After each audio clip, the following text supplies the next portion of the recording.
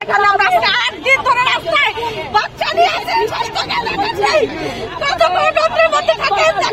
লাগে আর আজকে আমরা এই অমানবতার জীবনযাপন করতেছি।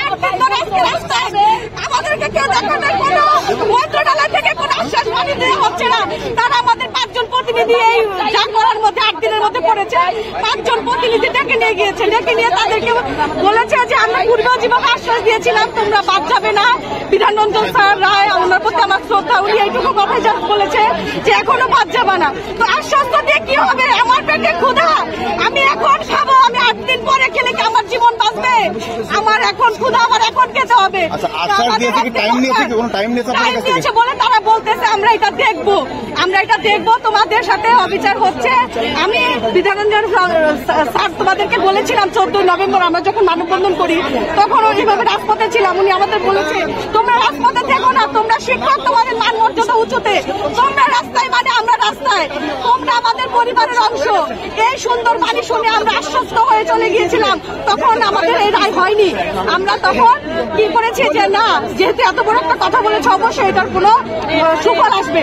কিন্তু যখন দেখলাম যে রায় 6 ফেব্রুয়ারি রায় দেয় হাইকোর্ট যে আমাদের এই নিয়োগ প্রক্রিয়া বাতিল, তখন থেকে আজকে 8ম দিন আমরা রাস্তায় আমরা আন্দোলন করতেছি। কিন্তু আমাদের শুধু আশ্বস্তই করা হচ্ছে যদি এটা পুরোদমে কার্যপ্রক্রিয়া করে আমাদেরকে যদি আমাদের প্রতি দরদ থাকতো, আমাদের প্রতি যদি তাদের মায়া হতো, তাহলে কেন আমাদের ও অবিচার, কেন আমাদের প্রতি সুন্দর বিচার করা হচ্ছে না? শুধু আশ্বস্ত করছে, আশ্বস্ত বাণী শুনে কি আপনারা কেউ শুনবেন? আপনার ন্যায্য অধিকার, আমাদের ন্যায্য অধিকার, সেটা আমরা কেন আমরা এটা এভাবে চলে যেতে দিব? তাই আজকে আমরা পুলিশের জল কামান খাই, আমাদের ভাইদের উপর লাঠিচার্জ করে, আমরা মার খাই, আমরা দৌড়াই, আমাদের জেলে নিয়ে যায়, আমরা কত রকম হয়রানি শিকার হচ্ছি। মিডিয়ায় দেখতেছে, আমাদের পরিবার আত্মীয় স্বজন আমাদের উপর হাসি ঠাট্টা করতেছে। কেন এই অবিচার কেন আমাদের সাথে হচ্ছে? আমরা কি শিক্ষক না?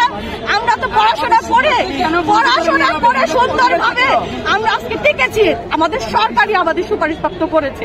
যখন রেজাল্ট দেয় নাই তখন তো আমরা বলি নাই যে কোটায় দাও বা বিধিমালায় দাও বা এমন ভাবে দাও, সরকারই দিয়েছে। আইনি জটিলতা যাতে না থাকে সেজন্য আইন মন্ত্রণালয়, জনপ্রশাসন মন্ত্রণালয় এবং অধিদপ্তর সমন্বয়ে এটা 31 অক্টোবর আমাদের রেজাল্ট দেয়। রেজাল্ট দিলে আমরা চূড়ান্তভাবে নিয়োগপ্রাপ্ত হই এবং আমাদের মেডিকেল, আমাদের স্বাস্থ্য সনদ, আমাদের পুলিশ ভেরিফিকেশন, আমাদের 15,000 করে টাকা লেগেছে। কত কষ্ট করে এই বাচ্চা রেখে আমি টাঙ্গাইল থেকে, আমি বাসা থেকে আবার টাঙ্গাইলের দূরত্ব, আমার প্রতিদিন 150 টাকা ভাড়া লাগে শুধু যাতায়াতে। আমি 15,000 টাকা আমার স্বামীর কাছ থেকে চেয়ে নিয়ে আমি অনেক কষ্ট করে আমি এই গাদা পেপারস এবং মেডিকেল করি। শুধু আমি না, আমার মতো ভাই বোন সবাই করে। অ্যাপ্রক্স 1 কোটি টাকার মতো খরচ হয়েছে 6,531 জনের। কে ড্রাইভার কে নেবে? আমরা আর্থিকভাবে ক্ষতিগ্রস্ত না, আমরা সামাজিকভাবে হয়ে প্রতিপন্ন। বাবুকে বলে তোমাদের চাকরি হয়েছে, কবে জয়েনিং, কোথায় পোস্টে, এসব বলে আমরা কিছু বলতে পারি না। আজকে অনেক ভাই বোন আশায় 5ই ডিসেম্বর আমাদের জয়েনিং এ হওয়ার কথা ছিল। ওই আশায় অনেক ভাই বোন তারা তাদের পরিবার চাকরি ছেড়ে দিয়েছে।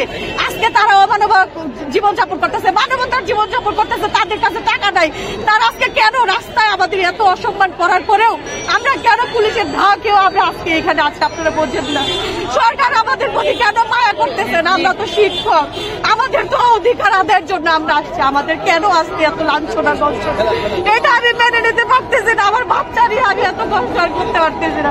হয় আমাদের মেরে ফেলুক, না হয় আমাদের অধিকার আদায় করুক, আমাদের অধিকার দিয়ে দেওয়া হোক। আমরা সম্মান চাই, আমরা সম্মানের সাথে বাঁচতে চাই, বাঁচার কিছু করতে চাই।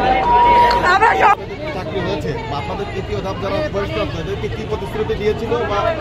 শোনেন, আমি একটা কথা বলি, আমি শুরুতেই বলছি যে যার কাছে আমি 5,000 টাকা পাই তার কাছে আমি প্রতিদিনই যাবো। সে বলবে আচ্ছা ভাই ঠিক আছে দিব। ওই সরকারও তাই বলতেছে, হ্যাঁ দিব, কিন্তু ওই টাকা দেওয়া হয় না, ওই টাকা ওনার কাছে রয়ে যায়। ও চাকরি আর ফেরত দেবে না, শুধু তাল বাহানা খুঁজতেছে। কিন্তু আজকের পর থেকে আমি সরকার আপনাকে একটা কথা বলতে চাই, আপনি যদি এই তাল বাহানা করেন তাহলে সমগ্র জাতি, সমগ্র বাংলাদেশ